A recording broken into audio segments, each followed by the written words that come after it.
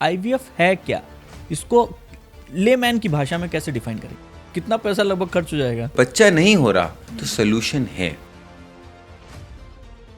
ये ट्रीटमेंट जो इंडिया में है वर्ल्ड की चीपेस्ट या मोस्ट अफोर्डेबल बोली जाए तो 40 से 50% मेल इनफर्टिलिटी है। एक जगह है जहाँ पॉपुलेशन बढ़ती जा रही है, वो है अफ्रीका। एम्ब्रियो जो बना वो वापस बीवी में डाल दिया, उसी औरत में डाल दिया, तो आईवीएफ हो गया। शाहरुख खान, आमिर खान, सोहेल खान, तुषार कपूर, करण जौहर, शिल्पा शेट्टी, जिनका नाम लीजिए सबने सरोगेसी करा रखी।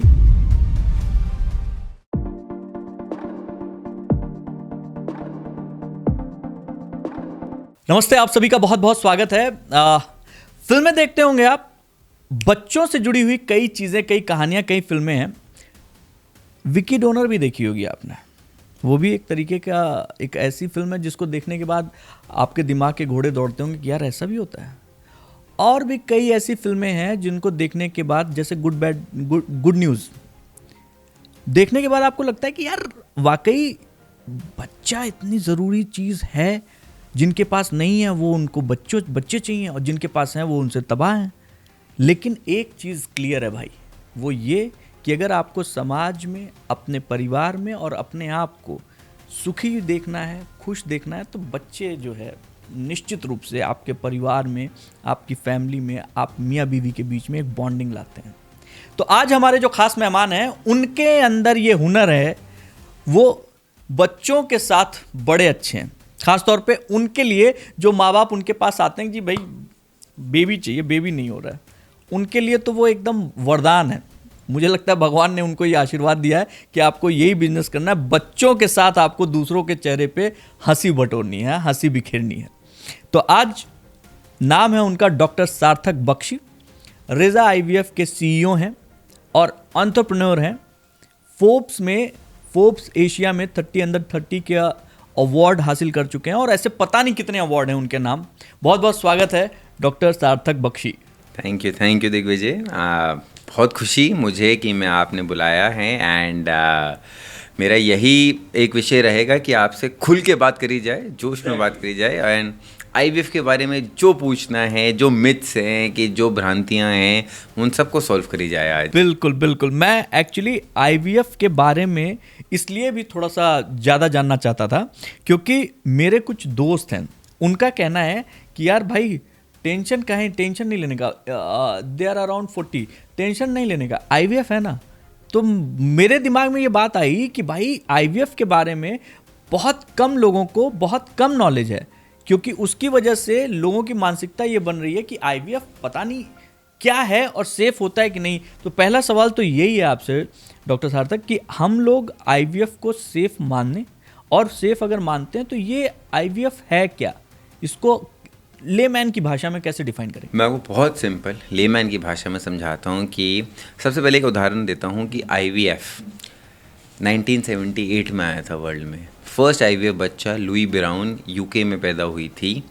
एंड इससे आपको पता लग जाएगा कि 1978 में हुई, 47 ईयर्स की तो आज वो हो चुकी है, उसका खुद का बच्चा हो गया है नेचुरली। एंड एक दूसरा एग्जांपल देता हूँ जिससे आपको और समझ में आएगा। आप सबसे रिचेस्ट इंडियन कौन है? अंबानी जी। उनके बच्चों के क्या नाम है? नहीं पता आपके? आकाश अंबानी और ईशा अंबानी। पता हो आईवीएफ बच्चे हैं? अच्छा। 91 में या 90 में जब भी वो पैदा हुए, आईवीएफ के थ्रू मुकेश अंबानी जी ने आईवीएफ कराया था, तब ये हुए। तो अब जो आपका पहला क्वेश्चन था ना, नेचुरल है नहीं है, हो जाएगा तो क्या होगा, मैंने आईवीएफ समझाने की जगह जानबूझ के आपको ये एग्जांपल दिया कि सोचिए 1978 में उसका बच्चा हो चुका है। अंबानी जी जो देश के सबसे रिचेस्ट इंसान हैं, एंड अरबों लोगों को नौकरी दे के बैठे हैं, जिनके घर परिवार उनके बेसिस पे चलते हैं, आज उनके बच्चे भी आईवीएफ से हुए हैं। तो कितनी नॉर्मल चीज़ होगी कि अगर आपका बच्चा नहीं हो रहा, तो आज एक तकनीक जो 78 में सक्सेसफुल हुई थी, वर्ल्ड में कितनी ज़्यादा बढ़ गई है। एंड सबसे इम्पोर्टेंट बात कि अगर बच्चा नहीं हो रहा तो सोल्यूशन है। ऐसा जो लोग निराश हो जाते हैं, पूजा पाठ, भगवान का द्वार, रुद्राक्ष, अंगूठी, कुछ ना कुछ 100 अलग तरीके के बाबा जी कहीं ना कहीं और सोल्यूशन में पड़ जाते हैं। उनका सोल्यूशन की जाने की ज़रूरत नहीं है। असली सोल्यूशन, मेडिकल प्रॉब्लम का सोल्यूशन एक मेडिकल तरीके से ही मिलेगा। तो अगर आज एक इनफर्टिलिटी आपको तंग कर रही है तो उसका सोल्यूशन आईवीएफ या कोई फर्टिलिटी ट्रीटमेंट है, ना कि ये बाकी सारी चीज़ें। ये अब आपने अंबानी का नाम ले लिया आपने जो है, तो क्या ये वाकई उस समय तो बहुत महंगा रहा होगा। अभी अगर पैसे वैसे की बात करते हैं तो ये कितने तक जाएगा सार्थक जी, जो अगर लेमैन के उसमें देखा जाए तो कितना पैसा लगभग खर्च हो जाएगा? ट्रीटमेंट इंडिया के हिसाब से, ये भी मैं आपको 2 आंकड़े ऐसे देता हूँ कि इंडिया में करीब 2 लाख रुपए के ट्रीटमेंट होता है। एक तो पहली चीज़ कि 2 लाख का है, तो इसमें एक साथ अगर आपके पास आज नहीं है पैसा तो लोन भी मिलता है, फाइनेंसिंग ऑप्शन है, अदर तरह की सब्सिडी है, ग्रांट है। तो आप ये मत सोचिए कि अगर आपके पास ट्रीटमेंट का पैसा नहीं है तो कोई और तरीका नहीं है। सोल्यूशन है कि आपके पास ये 2 लाख रुपए इकट्ठे और भी किस तरीके से हो सकते हैं। दूसरी चीज़, 2 लाख रुपए की ट्रीटमेंट जो इंडिया में है, वर्ल्ड की चीपेस्ट या मोस्ट अफोर्डेबल बोली जाए तो, इससे सस्ता पूरे वर्ल्ड में कहीं नहीं है ये ट्रीटमेंट। अमेरिका में 18 से 20 लाख रुपए लगते हैं इसी चीज़ के लिए, आईवीएफ के लिए 20 लाख रुपए लग जाते हैं। यूरोप, ऑस्ट्रेलिया, यूएई, उन सब जगह भी 12-15 लाख। इवन अफ्रीका जैसी कंट्रियों में, जहाँ मैं मानूँ कि चलिए वो तो डेवलप्ड कंट्रीज़ हो गई, वहाँ पे हर चीज़ महंगा है, पानी महंगा है, खाना महंगा है, तो ट्रीटमेंट भी महंगी होगी। बट क्या जो कंट्री हमारे बराबर है, मान लीजिए भाई बांग्लादेश, नेपाल या कहीं, हर जगह महंगा है इंडिया से। तो इंडिया में जो ट्रीटमेंट कॉस्ट आपको लग रहा है बहुत ज़्यादा है, वर्ल्ड का सबसे चीपेस्ट, मोस्ट अफोर्डेबल ट्रीटमेंट बोलना चाहिए मुझे, most affordable treatment in the world India में मिलता है। क्या बात है। और डॉक्टर सार्थक बख्शी, ये जो उम्र की बात कर रहे हैं कि जैसे मैंने आपको बताया कि कुछ हमारे दोस्त 40 में आए, आईवीएफ है ना, बोला उन्होंने, क्या उम्र हो सकती है? मतलब अमूमन एक उम्र आपने तो बहुत लोगों को, हज़ारों पेशेंट आपने ट्रीट किए होंगे, क्या उम्र हो सकती है जिसमें वाकई मतलब आईवीएफ के लिए जाना चाहिए, या फिर कोई ऐसा उम्र है जहाँ पे जिसके बाद आईवीएफ के लिए भी नहीं जा सकते आप? नहीं, बिल्कुल। देखिए, आज अगर आईवीएफ को समझाएं तो आईवीएफ के 2 कारण हैं। एक तो मेल इनफर्टिलिटी और फीमेल इनफर्टिलिटी। या तो पुरुष के अंदर कोई कमी है, मतलब उनके पानी, मतलब स्पर्म की बात करें तो शुक्राणु में कमी है, मोटिलिटी में प्रॉब्लम है, मॉर्फोलॉजी में, काउंट के अंदर कोई भी स्पर्म पैरामीटर ऐसा है जिसमें कोई प्रॉब्लम चल रही है, या फीमेल की तरफ से इनफर्टिलिटी है। तो इन दोनों में से कोई एक चीज़ है जिसकी तरफ से दिक्कत है। अब मेल्स के लिए क्या होता है कि हमारे सीमेन काउंट के अंदर मिलियंस ऑफ स्पर्म होते हैं, तो मिलियंस में से हमें तो एक स्पर्म ही चाहिए। तो फॉर मेल जैसे कहते हैं 40, 45, 50, इवन 55 में भी स्पर्म चाहिए एक, बट उसकी क्वालिटी बहुत अच्छी होनी चाहिए। कहाँ मोटिलिटी, मॉर्फोलॉजी, एबनॉर्मल स्पर्म नहीं होना चाहिए। तो वो एज के साथ ख़राब तो होता है, बट ऐसा नहीं कि बिल्कुल ख़राब हो जाए। फीमेल के केसेस के अंदर इनफर्टिलिटी, या सॉरी उनकी एग क्वालिटी जो है, oocyte या अंडा जिसे बोला जाए, अंडा 35 के बाद बहुत ड्रास्टिकली, बिल्कुल जैसे सोचिए ना रॉकेट गिर रहा हो, क्रैश कर रहा हो, वैसे क्रैश करना शुरू कर देता है। तो वहाँ एज फैक्टर बहुत मैटर करता है। oocyte की क्वालिटी, काउंट एंड बाकी पैरामीटर्स बहुत बुरी तरीके से पोस्ट द एज ऑफ 35 कम होने लग जाते हैं। इसलिए बार बार बोला जाता है कि हर चीज़ की एक राइट एज है। ऐसा नहीं है कि मैं ये नहीं कह रहा कि शादी कर लीजिए, बच्चा कर लीजिए, जितनी जल्दी हो सके कर लीजिए, बट आपको ये ज़रूर पता होना चाहिए और एक इन्फॉर्म डिसीजन होना चाहिए कि 35 के बाद फीमेल इनफर्टिलिटी बढ़ती रहती है और एग की क्वालिटी बहुत ख़राब होती है। ओके, तो कुल मिलाकर देखा जाए तो जो लोग देख रहे हैं, जो लोग समझ रहे हैं, जो लोग सुन रहे हैं, 35 के बाद में मामला जो है थोड़ा सा जो है डाइसी हो सकता है। तो ये चीज़ें जो है करनी चाहिए। एक चीज़ और हम जानना चाहते हैं कि आपका जो बिज़नेस है वो किलकारियों वाला बिज़नेस है, तो आप एज ए CEO, आपका रेज़ा आईवीएफ, बहुत सारे जो है सक्सेसफुल केसेस होंगे आपके आसपास, घूमते होंगे, चीज़ें आती होंगी। मैं चाहूँगा कुछ ऐसे केसेस जो आपके दिल के बड़े करीब हों या छू गए हों, वो आप डॉक्टर साहब हम लोग के साथ शेयर कीजिए ना, जो वाकई जिनके पास बिल्कुल होपलेस होके आए और आप कुछ ऐसा हुआ कि उसके बाद से अब जब भी मिलते हैं चेहरे पे उनके स्माइल ही रहती है। बच्चे देने की खुशी पहले तो मैं मानता हूँ, और मैं ना बहुत कपलों से बात करता हूँ कि आपकी शादी को 7 साल हो गए, तो अब क्यों इतनी लेट क्यों आ रहे हैं? या आपने कोई ऐसे जने हैं जो कि आप शादी अभी अभी करी नहीं, आप 38 साल की उम्र में शादी कर रहे हैं और 39 की उम्र में या 40 की उम्र में एकदम बच्चा चाह रहे हैं, तो आप तब तक क्या कर रहे थे? तो जब मैंने समझने की कोशिश करी ना कि भाई क्या है ये ह्यूमन नीड, कि या तो पहले शादी नहीं कर रहे या शादी कर लिया तो बच्चा नहीं कर रहे, तो क्या थॉट प्रोसेस है। तो जब जितनी बार बात करी मैंने और हज़ारों कपल से बात करी, तो पहले ये समझा कि भाई हर कपल की या हर इंसान की छोड़िए, पहले एक नीड आती है कि भाई जैसे मैस्लोस थ्योरी बोलते हैं, पहले मैं अपनी बेसिक नीड पूरी कर लूँ। पुराने ज़माने में और अब के ज़माने में फ़र्क क्या है कि नीड्स ना अपडेट हो गई हैं। पुराने ज़माने की बेसिक नीड्स थी बस खाने को मिल जाए, एक परिवार मिल जाए एंड हम खुश हैं। आज के दिन में ये नीड्स हैं बदल गई। पहले भाई मेरे को घूमना है खुद, नहीं तो अच्छी नौकरी होनी चाहिए और एक घर होना, पहले मैं घर लूँगा, घर के बाद मेरे पास गाड़ी होनी चाहिए, गाड़ी के बाद अब मेरे को अगर शादी करनी है तो मुझे कंपेनियन चाहिए, भाई दोस्त चाहिए। मैंने अगर शादी करी है तो शादी नहीं दोस्ती के लिए करी है, तो भाई पहले वो दोस्त बनाऊँगा, उस दोस्ती को मैं 2-3 साल में बढ़ाऊँ, घूमूँ फिरूँ उसके साथ, दुनिया देखूँ, और फिर उसके बाद एक अच्छा जॉब आ जाए, हम दोनों करियर के ग्रोथ में आ जाए। अब ये सारी नीड्स पूरी करते करते 4 साल, 6 साल, 8 साल कुछ भी लग सकता है, डिपेंडिंग ऑन आप क्या चाह रहे क्या नहीं क्या कर रहे। तो ये मटेरियल नीड पूरे करते करते इंसान हो जाता है लेट, और जैसा आप सोच रहे हैं ना कि भाई 35, 40, 41 कहाँ इस उम्र तक पहुंच जाते हैं, क्योंकि अभी इन नीड्स को पूरे करने में लगे हुए हैं। तो जब ये नीड पूरी हो जाती है और फिर हमारे पास आते हैं क्वेश्चन, जब मैं पूछता हूँ कि भाई आज क्या है, तो जब उनको ना ये हिट होता है कि अब बच्चा नहीं हो रहा, अब एक इमोशनल जर्नी पे चले गए हैं वो, तो जो खुशी की बात होती है ना, एंड इसमें बहुत सारे एग्जांपल्स हैं कि भाई जब दे देते हैं बच्चा तो वो खुशी, मतलब आज अब मैं बोलूं कि वो गाड़ी जो आपने ले ली अपनी मनपसंदा, चाहे BMW, ऑडी, मर्सिडीज़ हो, या आपने जो घर खरीद लिया है जहाँ पे भी चाहिए था, क्या इस बच्चे के चक्कर में आज आपको 10 साल ये जर्नी ना लेनी पड़ती? तो हर कोई बोलेगा पहले हो जाता तो बहुत ही खुश रहता। बट यही चीज़ उम्र समझाती है, ना कि आप समझ के आते हैं।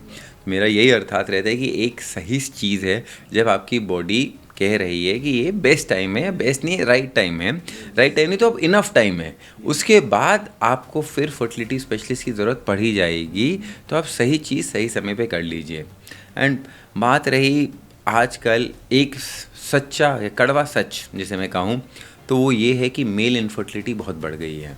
तो मेल इनफर्टिलिटी जो पहले लोग मानते नहीं थे, या बच्चा नहीं हो रहा तो औरत के ऊपर डायरेक्ट जाता था कि यार इसकी कमी है, इसमें कोई कमी है।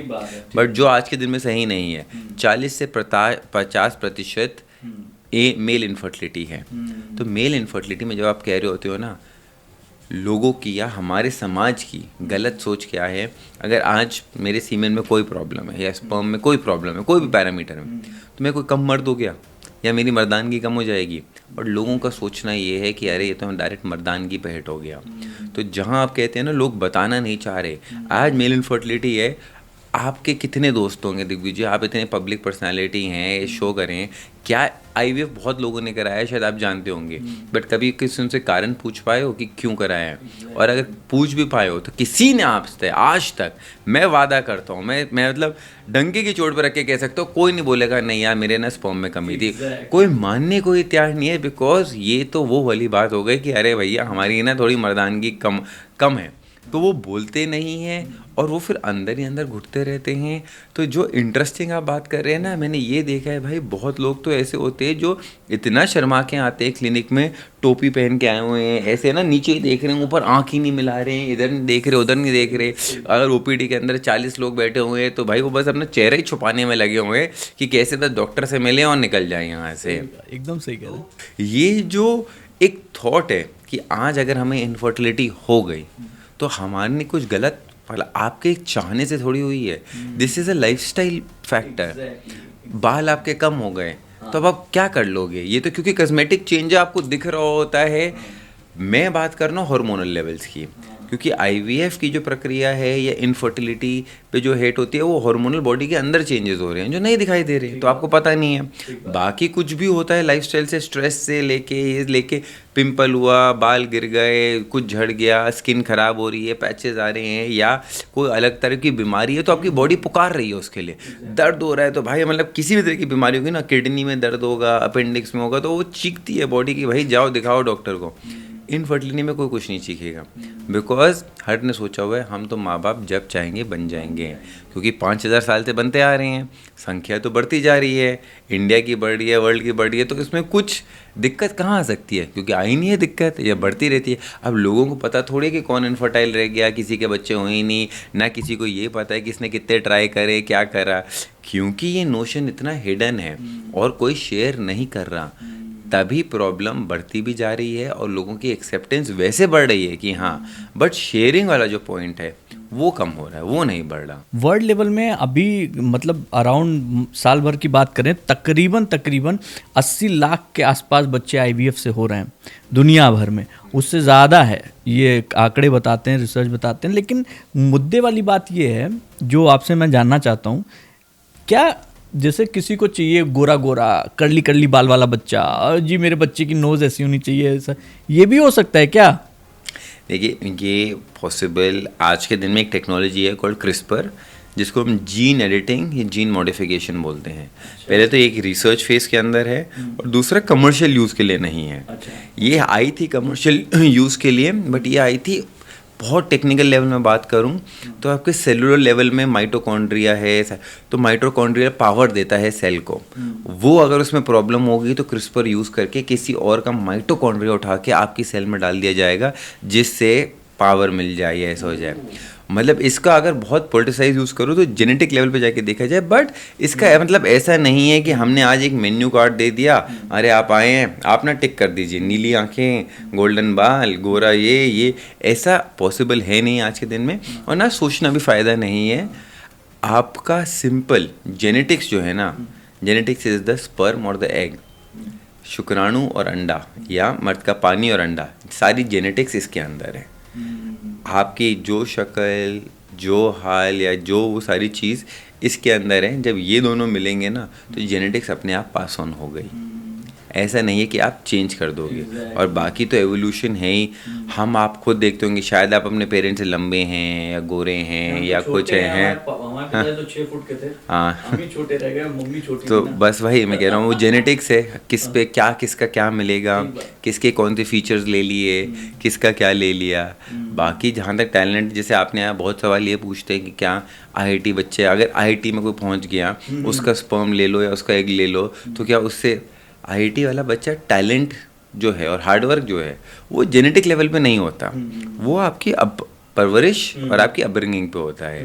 तो बाकी फिजिकल पैरामीटर्स जो हैं वो स्पर्म और एग के होते हैं, बाकी हर चीज़ इज़ कैसे आप बड़े हुए हैं। एग्जैक्टली एक चीज़ और मैं जानना चाहूँगा, जितने प्रेम से आप बात कर रहे हैं डॉक्टर सार्थक बख्शी, हम लोग क्या करते हैं, कहते हैं ना कि अगर किसी डॉक्टर के पास जाइए तो अगर वो डॉक्टर प्रेम से मिल लेना तो आधी बीमारी वैसे दूर हो जाती है।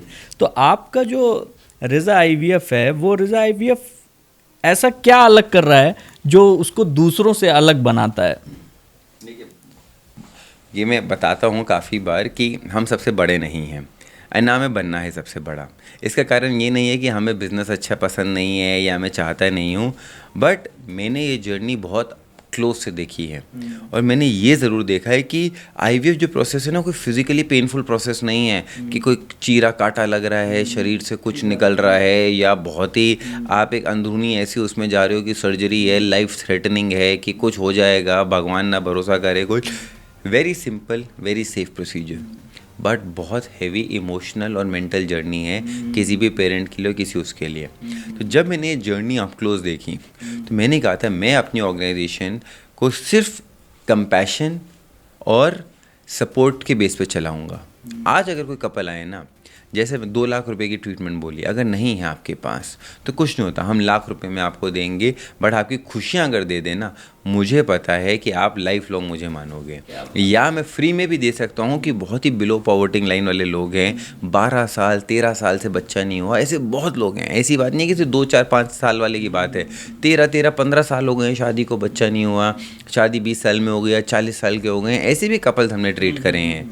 तो रीज़ा IVF का फोकस और नीड हमेशा एक ही चीज़ पे रही है कि हम ये ट्रीटमेंट कैसे सपोर्ट और कंपैशन के साथ किसी भी कपल को दें। और क्योंकि ये 14-15 दिन के साथ हमारे साथ उनकी जर्नी रहेगी, 20 दिन तक रहते हैं हमारे साथ पोस्ट ET जब एम्ब्रियो ट्रांसफ़र होता है, तो एक ही विशेष रहता है कि भाई आप ये जर्नी अगर आज खुशी खुशी ले आओगे तो ये इम्पैक्ट आपकी प्रेगनेंसी पे भी पड़ेगा।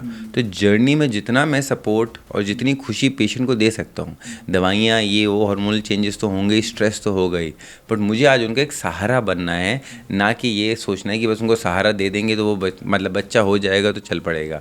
अगर मैं आज सहारा नहीं दूंगा तो शायद वो बच्चे में भी जो 5% चांस है मोर सक्सेस होने के, वो नहीं होंगे। तो इसी से बेसिस से हमने ये IVF सेंटर एक सवाल दिमाग में आ रहा है कि जो कानूनन IVF के ज़रिए कितने बच्चे एक पेरेंट पैदा कर सकते हैं, कितने बच्चे जो है IVF में कोई कानून नहीं है, ऐसा कुछ नहीं है। देखिए पहले होता था जब हमने शुरू करा था कि किसी के चौथा बच्चा है तो 5वां करवाने आ रहा है, बहुत ही रेयर। बट आजकल की आपको खुद पता है, जनसंख्या को देखते हुए लोगों का 1 है मैक्सिमम, 2 है मैक्सिमम मान लीजिए, बट हमारे पास तो IVF वही कराने आ रहे हैं जिसका 0 है और उसको पहला चाहिए, या कोई मुश्किल से जिसका 1 है उसको दूसरा चाहिए। ये बहुत ही एक्सेप्शनल केस है कि किसी के दूसरा है तो तीसरा चाहिए या चौथा, वो तो नेग्लिजिबल है। एक आंकड़ा आपको देता हूँ कॉल टोटल फर्टिलिटी रेट, जिसको बोलते हैं पॉपुलेशन रिप्लेनिश करने का। आपको लग रहा है ना जैसे हमारी देश की पॉपुलेशन 145 करोड़ है, 175 हो जाएगी, 200 हो जाएगी, 250, ऐसा नहीं है, बढ़ती नहीं रहेगी। TFR टोटल फर्टिलिटी रेट किसको बोलते हैं, जिसको 2.1 बोलते हैं, कि जितने लोग आ रहे हैं जितने लोग जा रहे हैं तो पॉपुलेशन बैलेंस रहे। 2.1 क्यों बोलते हैं कि थोड़ा सा ज़्यादा, आपके माँ बाप और आप आज अगर 2 बच्चे ना ही हुए तो ये दोनों जिस दिन दुनिया से जाएंगे तो 2 तो होने चाहिए ताकि ये रिप्लेस कर पाए पॉपुलेशन को। तो इसलिए TFR 2.1 होता है। बहुत सारे देशों में ये हो गया है नेगेटिव, चाइना, जापान, कोरिया, यहाँ पे कोरिया में तो 0.72 हो गया है। तो आप सोचिए ये तो पॉपुलेशन डिक्लाइन पे जा रही है, और बाय 2100 मतलब 22वीं सदी के बाद चाइना की पॉपुलेशन जो आज 140 या हमारे से बराबर है, 80 या 90 करोड़ रह जाएगी, गिर जाएगी, क्योंकि वो उतने बच्चे पैदा ही नहीं कर रहे जो रिप्लेनिश कर पाए। तो जहां आप बात कर रहे हैं कि IVF की नीड इसलिए भी बढ़ती जाएगी क्योंकि हर जगह ये पॉपुलेशन डिक्लाइन पे जा रही है। एक जगह है जहाँ ये पॉपुलेशन बढ़ती जा रही है, वो है अफ्रीका। तो अगर आज 900 करोड़ लोग हैं दुनिया में, 9 बिलियन की पॉपुलेशन है, तो ये पॉपुलेशन में ये थोड़ी है कि 50 बिलियन पहुंच जाएगी, 20 बिलियन, 14 बिलियन मैक्सिमम जो आंकड़े बोलते हैं, या 13-14, उस पर पीक कर जाएगी, उसके आगे नहीं बढ़ेगी वर्ल्ड पॉपुलेशन, बिकॉज बाकी जगह डिक्लाइन चल रहा है। तो जो नंबर्स की बात हो रही है कि कोई तीसरा चौथा, आज के दिन में फर्टिलिटी लेवल जो पॉपुलेशन को TFR उतना ही कर ले कि पॉपुलेशन हमारी स्टेबल रहे, वो ही बहुत है। आप TEDx स्पीकर भी हैं, आपने 30 अंडर 30 फोर्ब एशिया में जो है अपना अवार्ड हासिल किया, चीज़ें की। आपसे नॉर्मली कैसे सवाल लोग पुट करते हैं, कैसे सवाल पूछते हैं जब आप जाते होंगे? जैसे कल हमारे पास एक डॉक्टर आए थे, तो वो जो है स्पेशलिस्ट थे जो फिशर और इन सब चीज़ों से जुड़े हुए बीमारियां होती हैं, एनल से जुड़ी हुई बीमारियां होती हैं। वो उनका कहना है कि सर मैं सामने खड़ा होता हूँ, महफिल में खड़ा होता हूँ, बात कर रहा होता हूँ, मैंने उनको बता दिया कि भाई मैं इसका एक्सपर्ट हूँ, कोई भी नहीं उठता है, लेकिन जैसे ही महफिल से किनारे आके चाय पी रहा हूँ या कुछ धीरे से जो है, हर कम से कम 5-7 लोग आ जाएंगे कि सर एक छोटी सी दिक्कत थी, लेकिन वहाँ कोई नहीं पूछेगा जहाँ हमने बोला भाई किसी को कोई प्रॉब्लम हो पूछ लीजिए। ऐसे आपके पास भी लोग पहुँचते होंगे, चीज़ें जब आप बात करते होंगे ये वो इस तरीके से कि भाई ऐसा है, रीज़ा IVF है, इस तरीके से हम लोग IVF के सेंटर्स हैं हमारे ऑल ओवर इंडिया, चीज़ें कर रहे हैं हम लोग, इनफैक्ट नेपाल में भी हैं आप जी, तो चीज़ें कर रहे हैं। कैसे सवाल आपके पास आते होंगे? देखिए बहुत सिंपल बात है। आजकल आईवीएफ जैसे आपने बोला ना, मेन स्ट्रीम आ गया है। विकी डोनर 10 साल पहले आई थी, उससे ज़्यादा आई थी। उसके बाद गुड न्यूज़ आई, बैड न्यूज़ आई, मिमी आई, कितनी मूवीज़ आ गई हैं जो एक हाईलाइट कर रही है इशू को कि बच्चे कैसे नहीं हो पा रहे या हो पा रहे हैं। या हमारी इंडस्ट्री में कुछ बॉलीवुड में तड़का मसाला लगा के दिखा दिया जाता है कि भाई स्पर्म मिक्स मैच हो गया, या टू पे गुड न्यूज़ में, या उसके अंदर ये हो गया कि भाई 2 स्पर्म एक साथ हो गए, बच्चा ऐसा आ गया। तो वो सारी चीज़ें इंडस्ट्री को ही बारे में बता रही हैं। तो अगर किसी को मैं बताता हूँ कि मैं एक आईवीएफ चेन ऑफ सेंटर चलाता हूँ और ऐसा है, तो लोगों के सवाल ऐसे ही रहते हैं, अरे वो विकी डोनर वाला काम, अरे ये हो जाता है। तो उनको वो मसाला ज़रूर याद आता है, क्योंकि देखिए नीड हर एक की पेन कोई समझ नहीं पाता जिसका बच्चा नहीं हो रहा। क्योंकि जिसके बच्चे हो गए हैं वो तो खुश कि भैया हम तो अपना एक करके बैठ गए हैं, वी आर वेरी हैप्पी अपनी संतान से। बट उनको ये ज़रूर लगता है कि यार तुम्हारा काम तो बहुत बढ़िया है, तुम्हारा तो इतना है, लोग ऐसा कर देते हो, प्रेग्नेंट कर देते हो लोगों को, ये कर देते हो, इसमें तो खुशियाँ खुशियाँ होगी। खुशियाँ तो हैं, बट मैंने बोला ना, क्योंकि उसका जो दर्द है पेरेंट का, वो सिर्फ हमें ही दिख पा रहा है, उनको नहीं दिख पा रहा, क्योंकि पेरेंट हमारे पास नहीं पहुंचा है डायरेक्टली। आपको सही बात बताऊं, आज हम इनफर्टिलिटी किसे बोलते हैं? अगर आप और आपका पार्टनर, मतलब हस्बैंड और वाइफ, ट्राई कर रहे हैं और इंटरकोर्स कर रहे हैं 1 साल के लिए अनप्रोटेक्टेड, मतलब 1 साल के लिए ट्राई कर रहे हो, तभी भी बच्चा नहीं हुआ, बहुत सिंपल, सबने 1 साल आपने ट्राई करो और नहीं हुआ, तो किसी ना किसी तरह की इनफर्टिलिटी है। अब होता क्या है कि शादी के 3-4 साल तक तो आपने सोचा कि नहीं करना, उसके बाद मान लो ट्राई भी कर लिया, अगर अब नहीं हो रहा ना, तो कोई जना डायरेक्ट यहाँ से यहाँ आईवीएफ स्पेशलिस्ट पे नहीं पहुँचेगा। मतलब प्रॉब्लम दिखाई दी, तो प्रॉब्लम का सोल्यूशन आईवीएफ स्पेशलिस्ट नहीं है, प्रॉब्लम का सोल्यूशन है पहले भगवान। आइए थोड़े तिरुपति, वैष्णो देवी, 4-5 धाम यात्रा कुछ कर लिया जाए। नहीं, कोई बाबा बताइए क्या करूं, अंगूठी पहन लो बेटा, तावीज़ लगा लो, ये करो, थोड़ा हवन करा लो, ये करो, यहाँ करा लो। इन सब चीज़ों के अंदर तो चौथी चीज़, कोई नॉर्मल डॉक्टर के पास, नॉर्मल मतलब आप फिजिशियन के पास जाओगे कि देखिए हमने करा नहीं हुआ, तो विटामिन देंगे, मिनरल देंगे, ताकत की दवाइयाँ दे देंगे, कुछ ऐसी चीज़ें कर देंगे। तो जो प्रॉब्लम आज अगर आपको मान लो 2025 में पता लग गए, आप 2025 के अक्टूबर मंथ के बाद नवंबर में या दिसंबर में ही पहुंचो, आप पहुंचोगे 2028-29 में, जब क्योंकि आप पहले ये 5-6 जगह जाके अपनी संतुष्टि करना चाह रहे हो कि शायद ये मेडिकल प्रॉब्लम नहीं है, कोई साइकोलॉजिकल इशू है या कुछ और है, या भगवान ने चाहा नहीं, या राहु केतु के गुण नहीं मिले, या शनि पड़ा हुआ है हमारे ऊपर। तो यही सोच जो है गलत है। आज अगर आप सही टाइम पे सही ट्रीटमेंट ले लो, तो जो मैं कह रहा हूँ एज इतना बड़ा फैक्टर है फीमेल्स के लिए स्पेसिफिकली, कितना इम्पैक्ट हो रहा होगा। ऐसे ही मल्टीपल चीज़ें, आज सक्सेस रेट के चांसेस शायद 60-70% हो, यही 4 साल बाद 40% हो जाएंगे। तो ये सब चीज़ें कोई समझता नहीं है और टाइम लेता है। तो अगर कोई मेडिकल रीज़न के चक्कर में बच्चा नहीं हो रहा है, इट्स अ मेडिकल थिंग, एक स्पेशलिस्ट के पास जाइए जो बहुत अच्छी तरह गाइड करेगा और इमीडिएट गाइड करेगा, रादर देन इन सब ऑल्टरनेटिव फॉर्म ऑफ ट्रीटमेंट या थॉट प्रोसेस की तरह सोचने के लिए। तो यही बस मेरी एक उम्मीद रहती है कि मैं ऑडियंस को हमेशा बता पाऊँ कि प्लीज़ डोंट थिंक कि ये आपकी सोल्यूशन, मेडिकल प्रॉब्लम की सोल्यूशन कोई और दे पाएगा।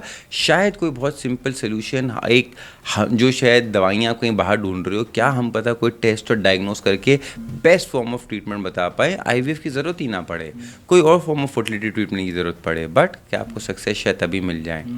तो इसके लिए ज़रूर एक आईवीएफ स्पेशलिस्ट को जितनी जल्दी पहुंच सकते हैं पहुंचा जाए। आपकी बातचीत से मेरे को समझ में आ रहा है कि किलकारियों का बिजनेस बड़ा सीरियस बिजनेस है।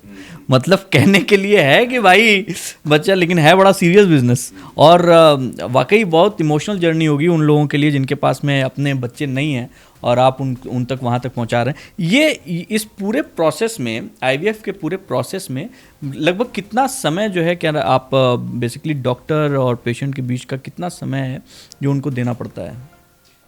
देखिए 20 दिन का प्रोसेस हो जाता है करीब करीब। अगर दवाइयों की बात करूं कि जिस दिन से आपकी ट्रीटमेंट शुरू हो गई है, अगर आप वो पूछ रहे हैं, देखिए प्रोसेस तो कभी भी पहले से शुरू होगा, डायग्नोस करना है क्या हुआ क्या नहीं, ये सारी चीज़ें। बट जिस दिन से हमें पता लग गया कि आईवीएफ करना है तो ट्रीटमेंट शुरू हो जाती है उस दिन से, और वहाँ से लेके 20 दिन तक पेशेंट हमारे साथ जुड़ा ही रहता है। 11-12 दिन तक लड़कियों की दवाइयाँ चलती हैं, इंजेक्शन लगते हैं, 12वें से 14वें दिन के अंदर उनके अंडे निकाले जाते हैं। उन अंडों को फिर हम स्पर्म लेबोरेटरी में स्पर्म के साथ एम्ब्रियो बनाते हैं। उस एम्ब्रियो को हम ग्रो करते हैं 5 दिन, और फिर वहाँ से वो एम्ब्रियो को वापस औरत के अंदर इम्प्लांट करते हैं। तो ये पूरा ऑलमोस्ट 20-22 दिन की जर्नी हमारे साथ पेशेंट की होती है। मेहनत वाली चीज़ है, और बहुत बहुत मतलब अब कायदे से देखा जाए तो कहने के लिए बस है, लेकिन है बहुत वो चीज़। ये एक चीज़ और आपसे जानना चाहेंगे सार्थक बख्शी जी कि ये सरोगेसी और आईवीएफ दोनों बहुत अलग अलग चीज़ें हैं। ये प्लीज़ लेमैन को अगर जानना है कि सरोगेसी क्या है और आईवीएफ क्या है। देखिए, अलग चीज़ें नहीं हैं, बहुत सिंपल है।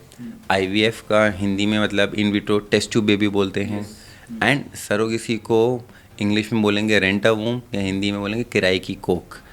तो आईवीएफ की जो प्रक्रिया वो सेम रही। आईवीएफ की जो प्रक्रिया करी हमने, अब वो एम्ब्रियो जो बना वो वापस बीवी में डाल दिया, उसी औरत में डाल दिया, तो आईवीएफ हो गया। अब वो एम्ब्रियो जो बना, अब मैंने बीवी की जगह एक किसी और तीसरी औरत में डाला, उसकी जगह इसके अंदर डाला, तो ये सरोगेसी हो गई। तो आईवीएफ तो करा ही करा, बट क्योंकि इस औरत के बच्चेदानी में कोई दिक्कत है, मतलब या है ही नहीं बच्चेदानी, या एक कोई दूसरी तीसरी बीमारी है जिससे बच्चा ठहर नहीं रहा, या हम डाल रहे हैं वापस और इम्प्लांट फेलियर हो रहा है, या इम्प्लांट हो गया और दूसरे महीने में अबॉर्ट कर गई, पहले महीने में अबॉर्ट कर गई, 100 कारण है, कुछ भी हो सकता है। बट इन सब कारण से ये बच्चेदानी ठीक नहीं है। इस बच्चेदानी की जगह अगर कोई और औरत की बच्चेदानी यूज़ करते हैं तो उसको सरोगेसी बोलते हैं। और आपने देखा होगा कि हमारे बहुत लोगों को ज़रूरत पड़ती है, बट मैं अगर क्योंकि लोगों को बाकी नॉर्मल लोग तो पता नहीं कौन है, बट अगर मैं कोई सेलिब्रिटीज़ के नाम लूँ, पॉलिटिशियंस के नाम लूँ जिन्होंने करा, जिससे आप रिलेट कर सकते हो, तो आज के दिन में सब लोग, शाहरुख खान, आमिर खान, सोहेल खान, तुषार कपूर, करण जौहर, प्रीति जिंटा, प्रियंका चोपड़ा, आप जिस शिल्पा शेट्टी, जिनका नाम लीजिए, सबने सरोगेसी करा रखी।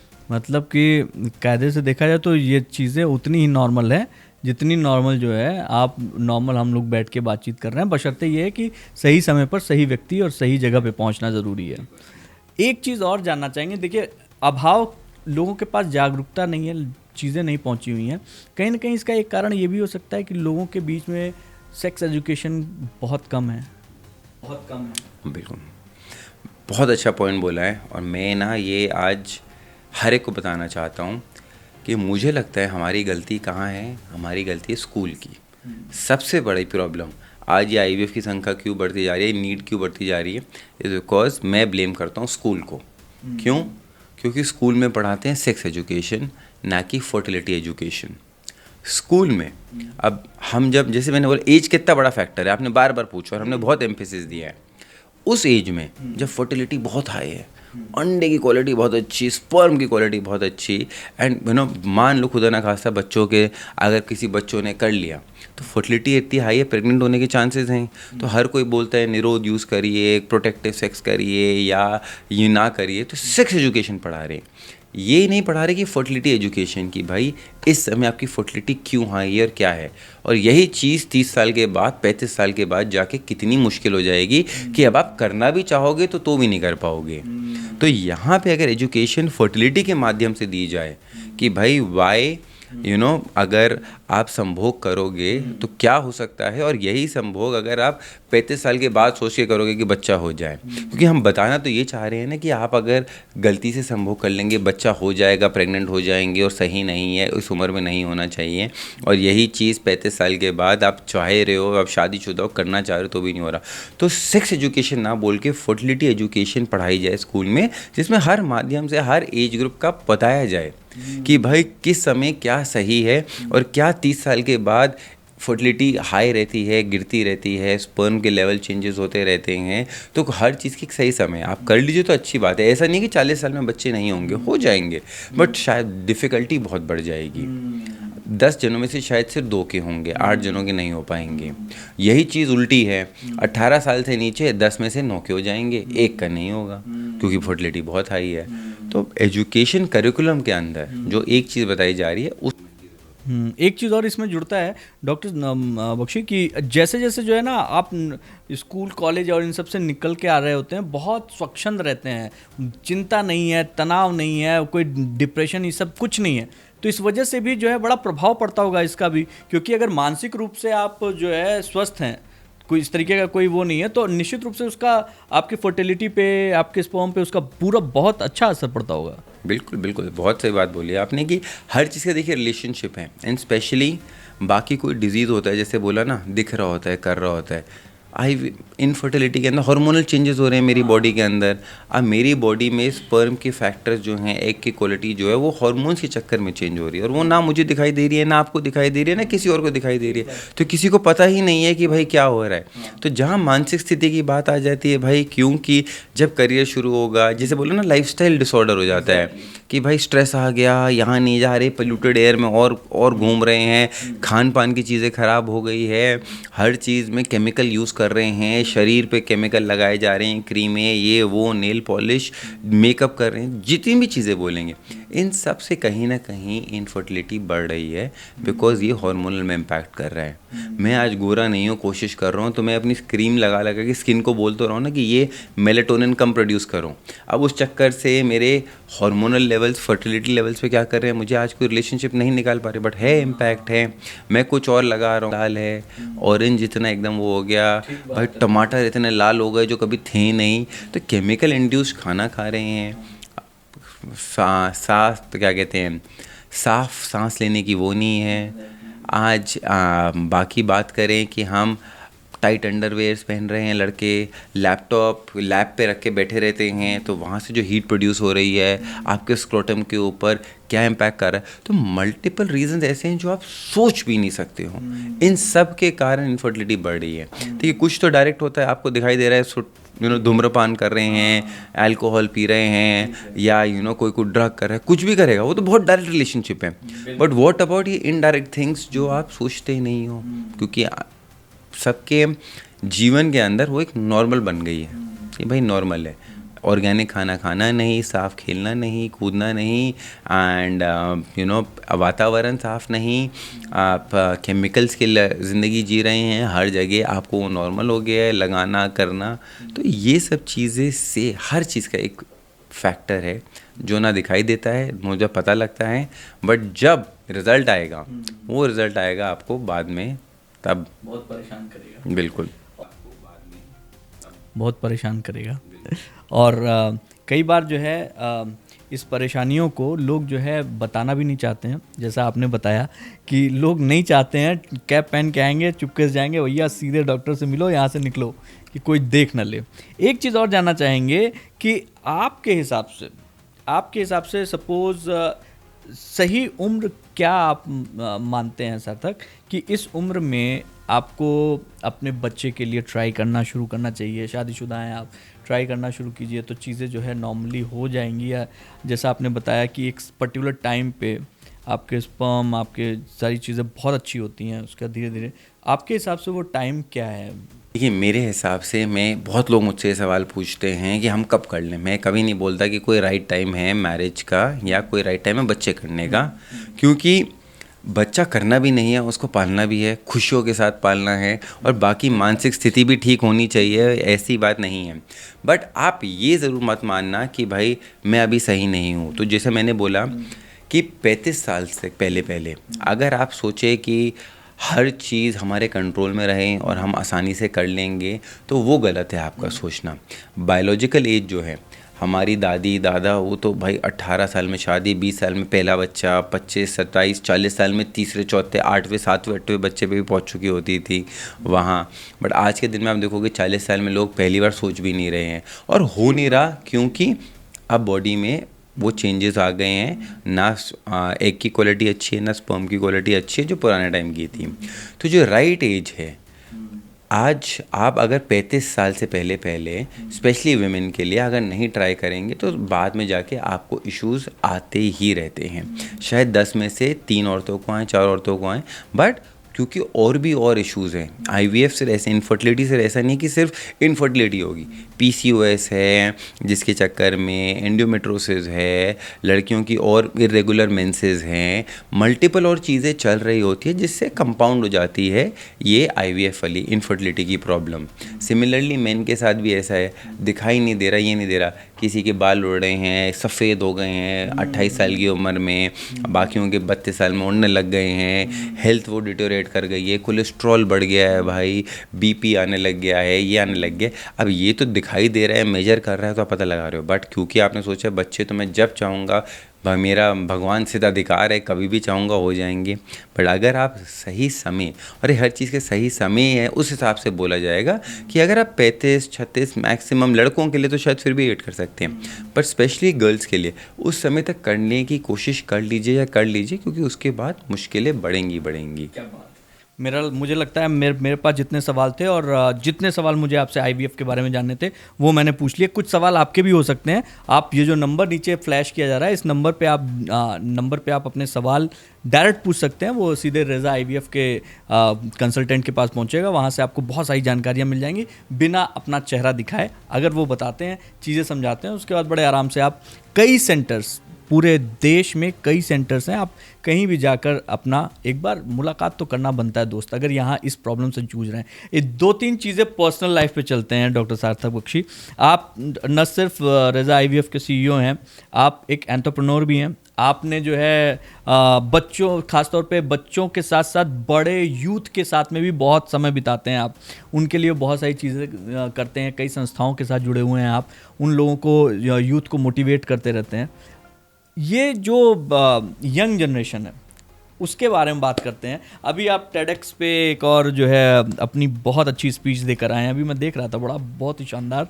तो वो जो यूथ है, आपको वो उसका माइंडसेट किस दिशा में, मैं तो जितने लोगों से मिलता हूँ, आई एम अराउंड 43, तो मैं अपने से हाफ वाले जितने लोगों से मिलता हूँ उसमें से किसी का एम कभी ये नहीं रहता कि मैं भाई इतने उस पर जाके सेटल होना है या शादी करनी है मुझे।